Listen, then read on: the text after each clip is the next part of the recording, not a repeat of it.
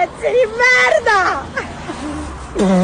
Negro, prendi il barcone e torna a Lampedusa. Negro.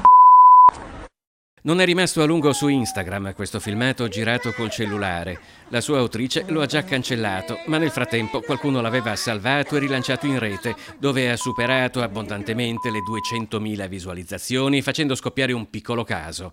È notte, siamo all'uscita di una discoteca di Jesolo e le tre giovanissime, pare tutte appartenenti alla Treviso Bene, si sarebbero appena viste rifiutare una sigaretta da un giovane di colore loro concittadino. La risposta è una sequela di insulti, tutti a sfondo razziale, interrotti da risate divertite e persino diverse bestemmie. Pezzi di merda!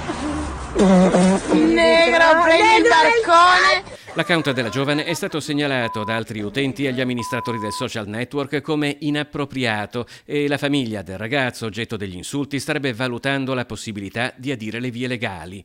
Ma a preoccupare e aprire un dibattito più ampio è che, come dimostra la cronaca recente, un episodio che magari in un altro periodo poteva passare per un'esecrabile ragazzata sia tutt'altro che isolato, che manifestazioni di intolleranza e discriminazione razziale sembrino moltiplicarsi anche tra i giovani, oltretutto nemmeno malcelate, ma come in questo caso filmandosi e diffondendo il video, come si trattasse di una cosa divertente, persino di cui farsi vanto. Segnali che forse meritano un approfondimento se è vero che i giovani non solo rappresentano la società di domani, ma sono spesso anche lo specchio di ciò che gli arriva dal mondo degli adulti.